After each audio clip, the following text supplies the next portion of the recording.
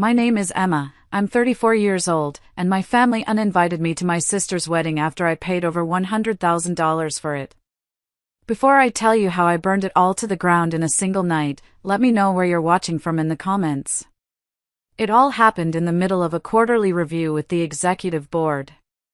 My phone, which was supposed to be on silent, started buzzing on the polished mahogany table. One buzz. I ignored it. A second. Then a third, a fourth. The CEO paused. All eyes were on me. Flushed, I mumbled an apology and stepped out into the hallway. The screen was lit up with texts from my mother. The last one was in all caps. You're not invited. Maya doesn't want you there. My blood ran cold. I read it again. It didn't make sense. I was paying for the venue. I paid for the caterer, the band, the ridiculous 5-tier cake Maya just had to have. I felt a strange, chilling calm wash over me. The kind of calm you feel in the eye of a hurricane. I didn't text back. I opened my email, found the thread with the venue manager, and typed a single, professional sentence. Subject: cancellation wedding of Maya. Please cancel all services booked under my name, effective immediately. Thank you. I hit send. One down. Then I walked back into the boardroom, my face a perfect mask of composure, and resumed my presentation. The war had just begun. Driving home that night, my mind was a slideshow of memories. Me at 12, on the phone with a 24-hour plumber while my mom paced in circles, wringing her hands because a pipe had burst. My sister, Maya, was in her room, oblivious, music blasting. Me at 16, sitting at the kitchen table, secretly negotiating a payment plan with the electric company because my dad had forgotten again. Responsibility wasn't a choice for me, it was a reflex. I wore competence like armor. It got me a full scholarship, a summa cum laude degree, and a job offer before I even graduated. Years later, when my tech startup sold, that competence made me a millionaire. And that's when the requests started. A new car for Dad. Help with Mom's mortgage when her hours were cut. Maya's security deposit after she trashed her last apartment. I never said no. So, when Maya called me at midnight, breathless and squealing about her engagement to Caleb, my first instinct wasn't suspicion. It was, how can I help? Oh, just small stuff, she chirped. Maybe you could help us figure out a few deposits? 2 weeks later, she and my mom were in my living room, unrolling a spreadsheet that looked more like a corporate budget proposal. $120,000. My stomach dropped. Caleb's parents might help, Maya said vaguely, but her eyes, and my mother's, were locked on me. We'll figure it out was family code for Emma will figure it out. The next few months were a blur of wire transfers. Rush deposits for florists because Maya kept changing her mind. A non-refundable down payment on a designer dress. The retainer for a band that played exactly one song Caleb liked. I tracked every receipt, every invoice, in a meticulously organized folder on my laptop. A part of me, the naive part, thought this grand gesture would finally earn me a real seat at the family table. Instead, I found myself being systematically pushed out. I'd find out about cake tastings from my mom's Facebook posts. I was removed from the Bridal Brigade group chat because, as Maya explained in a clipped voicemail, it was getting too cluttered with vendor talk. The final straw, the one that cracked my armor, happened on a Tuesday. I had stopped by the florist to pay the final balance in person. As I stood by the counter, I heard Maya's voice coming from the back office. She was on the phone with her maid of honor, her voice dripping with annoyance. God, she just makes everything about her. It's my wedding, not her business acquisition, she said. There was a pause. Honestly? I just wish she'd send the money and stay out of it. It felt like a punch to the gut. All the air left my lungs. That night, I didn't sleep. The hurt was so sharp it was physical. But underneath the hurt, something else was stirring. A cold, hard clarity. This wasn't love. This was a transaction. And I had been a fool to think otherwise. I decided then and there that I wouldn't just pull my money. I would wait. I would let them build their entire fantasy on my foundation, and then I would pull it all out from under them. My strategy shifted. I was no longer a loving sister, I was a CEO conducting due diligence on a bad investment. I started documenting everything. I saved screenshots of the passive-aggressive texts. I forwarded every single invoice to a separate email account.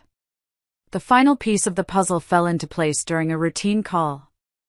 I was confirming a minor detail with the caterer, a lovely woman named Carol.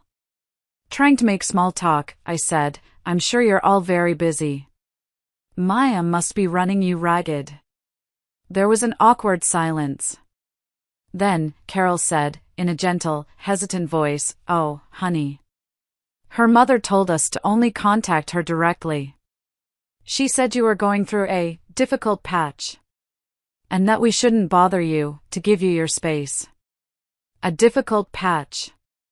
That was the phrase. It was so vague, so perfectly manipulative. They weren't just using my money, they were assassinating my character to explain my absence, an absence they themselves had engineered. I thanked Carol, my voice steady despite the rage boiling in my veins. That was it. I had my case. I had the motive, the means, and the evidence. All I needed was the right moment to present it. The moment came at the rehearsal dinner. It was held at a ridiculously expensive restaurant overlooking the city, a place I had booked and paid for. The air was thick with fake laughter and clinking champagne glasses. My family was giving me the cold shoulder, acting as if my presence was a strange inconvenience. My mother, at one point, leaned over to Caleb's mother, the elegant and composed Mrs. Peterson, and said loud enough for me to hear, "We're just so glad Emma could make it, even for a little while. She's been under so much stress." When it was time for toasts, I let them all go first. My dad, my mom, the maid of honor. All spouting sentimental nonsense. Then, I stood up, glass in hand. I smiled, a wide, serene smile. "I'd like to say a few words," I began. Everyone turned to look. "Maya, Caleb. I wish you nothing but the best." I paused, letting the warmth hang in the air for a second before shattering it. And I know how much effort goes into creating a perfect day. For instance, this beautiful private room? A small price at $15,000. A confused murmur went through the room. My dad's smile faltered. "The 5-course meal you're all enjoying, with the wine pairing? A steal at $22,000, I continued, my voice clear and even. I looked directly at Maya, whose face was starting to turn pale. "And Maya, that stunning Vera wine gown you'll be wearing tomorrow? All $8,500 of it looked beautiful in the photos I saw online." The silence was absolute. You could hear a pin drop. I then turned my full attention to Mrs. Peterson, my expression softening into one of deep, sincere concern.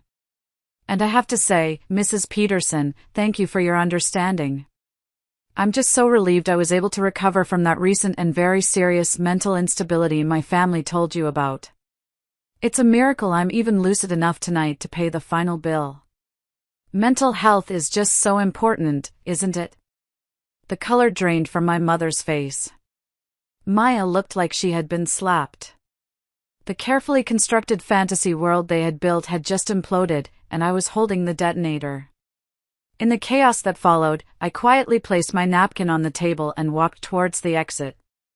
My mother and Maya caught up to me at the door, their faces contorted with rage and panic. "How could you do this?" Maya hissed, tears of fury in her eyes. "You ruined everything." I stopped and looked at her. For the first time in my life, I felt no pity, no guilt, no sense of obligation. Just a profound, liberating emptiness. "No, Maya," I said, my voice quiet but firm. I gave you the wedding of your dreams. Every last detail. Consider my absence from your life, starting now, the second gift. We're done. I turned and walked out into the cool night air, leaving them standing in the doorway of the life I had paid for but was no longer welcome in. I didn't look back. A year passed. A year of therapy, of setting boundaries, of learning to untangle my self-worth from my utility to others. I blocked their numbers. I went on a trip to the coast and threw my phone in the ocean. Metaphorically, of course. I just turned it off for a week. It was bliss. Then, one day, I got a letter. A real letter, with a stamp. It was from Maya. Inside was a single card with 5 words written in a shaky hand. Can we please talk?